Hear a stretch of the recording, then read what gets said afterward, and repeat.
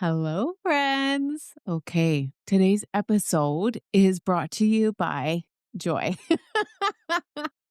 Today, we're going to be doing a little bit of a wrapped. I just feel like as this year comes to a close, I really wanted to prepare something special for you. This is not a recap in the hustle sense. This is not even a top 10s moment, which I feel like I had written down somewhere, like my top 10 highlights or things I learned this year that I am really excited to share. But right now, this feels like more of a pause and a breath and just a little bit of space for you to actually come back home to your heart and for me to ideally guide you through a little bit of a review for yourself, just to give you a little bit of space to land. That's something I wanted to do for this last episode is actually make this about you. And so this is your pause. This is a breath. This is a beat. This is space for you to collect the gold of the year that you've just lived. And just let this be a moment where you don't need to actually figure anything out. You just get to be and notice and feel and land. And so grab your favorite beverage, your chai, your hot chocolate, your tea, and let's do this. Hey there, it's Jillian, your guide to all things joy. And this is the Joy Journey Podcast. Oh my God. Hello and welcome to the Joy Journey Podcast. I'm Jillian Shecker, and today I'm really excited to just give this space as a gift to you. Now, I know when we typically listen to podcasts, you maybe want someone to give you the inspo, the info of whatever that looks like. But today we're going to do it a little bit differently. I'd shared that I had a whole bunch of top 10 things prepared. I have a long list. I love visioning. I love reviewing. I love all of it.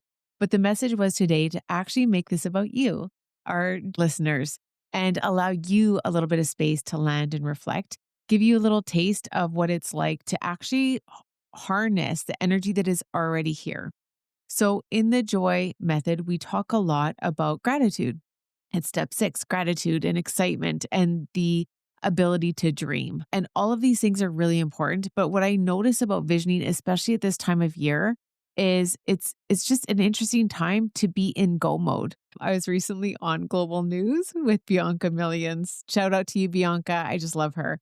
And she was asking me about joy and why New Year's resolutions are often hard for a lot of us. And I'm like, well, because it's less go time right now energy and more woe time. It is more no time energy. This is the time when you look outside, especially for us in the northern hemisphere, is it's slow. It is blizzardy. It's cold. It's dark. It's the darkest time of the year. This is not the time to be in productivity or go mode necessarily, unless you are, in which case, bless. But it's really this amazing time to create positive momentum forward by using the law of least effort. And so the way that we can do that is actually by reviewing what we've already experienced. By taking some time, stepping more into that restful energy, more of that review energy, and looking at the past year with gold glasses. So where we learned, where did we maybe stumble, fall, fail, whatever that means? Because the truth is, we can't be failing if we're failing upwards. If we're learning, there's no such thing as failure. So I really just look at this experience of the past year as opportunities for growth.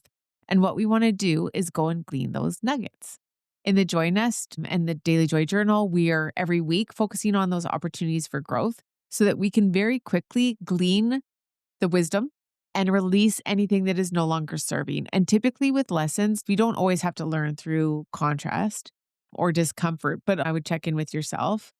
When did you learn the biggest lessons? Was it through moments of comfort or moments of discomfort? Maybe perceived failure or places where you fell or stumbled. I know for me, particularly with the sobriety, when I look back at the time, that was a failure, but it was actually the most potent learning of my life. And it allowed me to carve out the path of joy and the joy method and everything joy related over the past 10 years. So actually, that wasn't a mistake. It wasn't an accident. There was so much power in that pain. And so when we look at the things going on in our lives, the things that we may never choose, it's knowing that contrast is not here to hurt us, harm us, stop us. From a law of attraction perspective, contrast is actually here to show us where to revision. And so even if we just alone look at the places where we revisioned this year based on what wasn't feeling good, those are wins too, right? So before we vision, and I know this is the time of year where we want to set those resolutions. It's like new year, new me energy, but I would like to think of it more like a new year, deeper me. I would like to think of it like new year, wiser me, maybe like new year, applying the lessons forward from last year. That's very long and does not roll off the tongue. But, before setting resolutions or even goals and visioning, which I also love to do, before that, there's something really important for us to do, and that is to pause, actually, before we rush to decide who we're going to become next. I want to talk to you about energy. I feel like culturally, we are taught that December into January is like a bull kind of smashing through. It feels like this energy of pushing and declaring. And again, I love these aspects. I love visioning. I love intentioning. I love using our mind as a magic wand. But I also, more than that, love honoring the energy. And I can't tell you how many times I've launched beautiful offerings and programs into the world in January, and they just fell so flat, actually. And I've done a lot of de-launching. And again, I'm not even saying don't launch. There will be people who are sharing their magic at this time of year, and it will feel aligned for you or others. And that's beautiful. I just know for me, this is a time to pause. And I'm really excited to honor it this year, really consciously honoring it and just taking some time to harness the energy of review and reflection and rest. And I wonder, are you with me? Do you feel this too? And if so, reach out. I love the socials, very social. Feel free to leave a comment, whatever player you're listening to or watching this on, or come and hit me up in Instagram or Facebook, Jillian Shecker, or the Academy of Joyful Living. I would love to hear the energy that you're in. And are you also feeling the need or the invitation for more rest and more ease this year? I love the vibration of ease. I feel like typically we as humans are in quite a lot of the doing energy. I've used ease as my guide for quite a few years now. And I still find, I can't stop creating. I'm a manifester in human design. I love creation energy. I feel like I've got ideas coming through all of the time.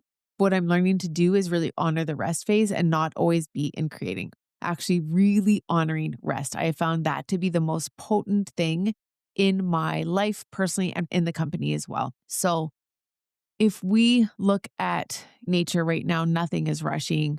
The ground is resting. Everything is resting. I see a couple of squirrels jumping around. You'll see me catch my attention every now and again. I call them all Chip. Chip. That's our squirrel's name, Chip. And he's flying back and forth because David put birdseed out.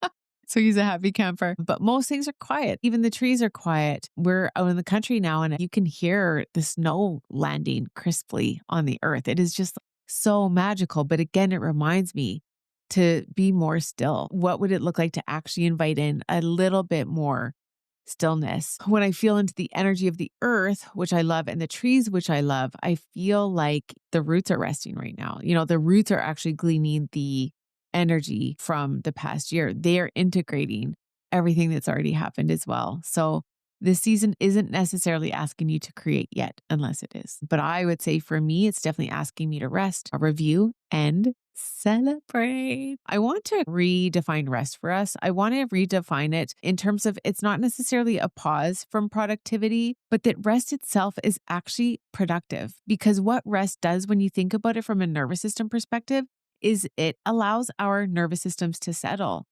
When you rest, you create more room for your dreams, your desires. You create room to actually hear yourself, your heart again, instead of the noise or the expectations or the shoulds, which can begin to drive us. The ego gets involved and then it's really hard to shut that off. But as we create space, we can connect more deeply to our heart. And this allows us to connect to the truth of who we are, which is by nature, love, joy, and peace. So we want to be restful. What does it look like to give yourself some space to just be this season? That would be my first question for you. Next is this beautiful review energy. And I would just say I'm inviting kind of a different aspect than judging. Sometimes reviewing feels like we're judging things as good or bad. But what if nothing was good or bad? What if we are just the witnesses of it? What if we're just noticing what worked well? What felt aligned for us? What felt misaligned? What shifted? What was surprising? What supported more awareness? I always, when it comes to joy, want to invite in the energy of compassion. So we invite in the energy of compassion. We review and collect wisdom. We glean the gold and we release whatever's no longer serving, which typically I would say when I'm doing opportunities for growth, often they don't necessarily look that comfortable. And when they don't, what I'm typically releasing is regret that something didn't happen differently than I thought it should have, shame or guilt. And sometimes I'm releasing pressure, sometimes I'm releasing judgment. It just really, really depends. But there is typically something to release when we are reviewing things. So checking in with that. What are you ready to release as you're reviewing? And then lastly, the energetic of celebration. This is the piece that we skip so often is just on to the next goal, on to the next goal, and really being stuck in the doingness. Celebration anchors our wins in the body. It allows us to acknowledge ourselves. A lot of us are also conditioned that our worthiness is related to our doingness because that's maybe how we were raised. Then we experience this in the education system, and it's just a natural way to reinforce human behavior is with reward for doing the right things. So a lot of us are kind of trapped in that doing energy where celebration actually invites in the opportunity to expand and raise our vibration with ease. You literally don't have to do anything other than acknowledge where you're winning, where you did well. And what does it look like for us to actually bring this in instead of needing that external validation or approval? To bring it home, to invite in our present selves, our future selves, to celebrate ourselves. It's also like a bit of that inner child healing that really just wants to be recognized. What if we start to recognize ourselves with celebration? Again, this is something that we do in the Joy Nest every week. High Five Friday is all about celebration. It's also what we do in the Daily Joy Journals as well. If we don't stop to celebrate where we are or how far we have come, I can almost guarantee that no future goal will ever feel like enough. And I don't know about you, but I'm really interested in honoring my enoughness this year and just really befriending myself and honoring all the places that I am winning and really use my focus powerfully to expand more of what I want. How do we do this? By being celebration minded, self celebration minded. Now, I want to talk about joy based goals. To me, joy based goals, there's a bit of a reframe here around goals. So, joy based goals aren't just about what you want, they're about how you want to feel along the way. And this to me really creates sustainable success, the kind of success that feels good along the way. If it doesn't feel good, it's not going to last as long as we want. It won't have longevity. So, what does it look like to set goals for yourself that actually support how you most want to feel and what you most want to experience? Instead of asking, what do I want to achieve? What do I want to do? It's how do I want to feel as I move through my days? What kind of pace would honor my energy? What feels like alignment in my body and my spirit? What choices keep me connected to myself and my joy? Joy based goals actually honor presence over pressure, they honor alignment over force, as well as sustainability over burnout. Joy based goals will let you succeed without having to leave yourself or self abandon. So let's bridge this now into what it looks like to vision with joy. Joy visioning to me does not start with goals. Okay. It actually starts with simply noticing. It's back to that AAA joy leadership formula: awareness plus action equals alignment. So it starts with noticing. It starts with feeling. It starts with enough space to actually reflect. It starts with naming what alignment actually feels like for you in your body, in your life, in your relationships, in your work, in all of it. What actually feels aligned? And so when you're visioning from joy, your goals don't drain you, they actually guide you. Woo! I just got full shivers. I'm going to ask you some reflection questions for you to sit with and feel into and align with for the next year. So checking in with a few reflections, there's no rush. You can always come back to this. It will be here for you later. I would just invite you to create some space for yourself to allow the answers to arise gently for you. So the first reflection is, what challenged you the most this year and what wisdom can you take from it? Another way to look at this one is, what strengthened you this year? Noticing what comes up and just giving it some room. The next reflection is, where can you celebrate yourself? Where can you celebrate your awareness, your growth, your openness, any real-time shifts that you made perhaps when no one else was watching? Which moments this past year brought you home to yourself? What moments supported you in feeling like yourself again? And I'm sensing this could be almost also like a breakdown, breakthrough situation where you thought it was the worst thing ever, but actually it supported you in seeing more of who you are. Next, checking in with what moved the needle for you this year, personally or professionally, or in whatever other aspect. But what moved the needle for you, and what would you like to carry forward this year? What truly mattered for you this year? What inspired actions really shifted things positively for you? We want more of that. Yes, please, more, please. And checking in with where you made joy a priority this year. Where did you make joy a priority? Even in small ways, doesn't have to be big. But I mean, if you're listening to this podcast, I'm celebrating that because to me, it means you are literally making joy a priority and showing up for joy. Doesn't need to be perfect, can be in small ways. It gets to just be real. And once you've done those reviews, I would also invite in the release. What would you release after gleaning the wisdom from the past year? What can you let go of this year to make room for more? And that's when I would finally ask, what would you love to experience more of in 2026? What would you love to experience more of? So you experienced it already this year and you would love more of it. This is ease. This is yes, please, more, please energy. Taking your time, checking in with those prompts, come back to it if you need to. I want to talk a little bit as we're wrapping up this year about visioning. If you enjoyed these reflections, you're going to love Visioning with Joy. It is a workshop where we are actually creating an aligned blueprint for 2026. This is not about pushing goals or forcing outcomes. This is really about unfolding your highest alignment and what that actually gets to look like and feel like based on the past year. I have a very specific way that I move through things. It has been requested for me to do this workshop again. People who have done it absolutely love it. We are so excited to host it again this year. This is about really collecting the gold from the year, honoring your evolution, celebrating the wins, and then gently visioning forward. If it feels aligned for you, I would love to invite you in. I will share that in the show notes for sure.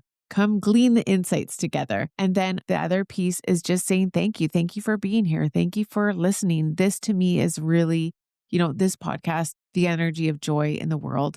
It really is a collective experience. It is about lighting up the world from the inside out together. I'm hopeful that you've enjoyed this season. It truly means the world to be able to walk this journey with you. So I'm celebrating you for being here. I'm celebrating you and your joy this year, and I'm wishing you an absolutely lit up 2026. A couple of updates from Joyland are that we are actually going to be heading into a short break, honoring rest and reflection and all of this beautiful January energy. We're going to honor stillness and we're going to let some integration happen before we leap forward. We have an incredible year lined up, but we are taking a pause in January.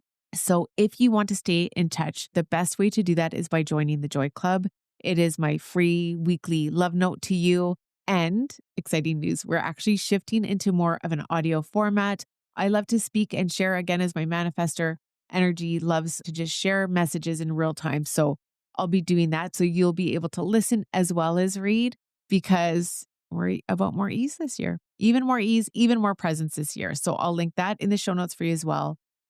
And then the last thing that I want to mention as we step into January is that there is a holiday special for the Joy Nest, and it is a good one. Okay. It's 50% off the entire year. So whether you want to do monthly payments or a full payment, it is a really amazing opportunity to step in at a really reasonable rate. And that is where we're doing this work together. This is where we are practicing joy together. This is your soft place to land.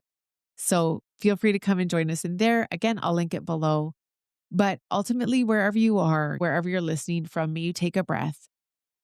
May you thank yourself for the magic that you co-created this year. May you get excited for what lies ahead. May you take the room and all the space you need to really honor yourself and glean that gold. There is so much gold here. And just know that joy is not behind you. It's actually ahead of you. Until we meet again in February, sending so much love. And thank you so much to our joy. Mwah.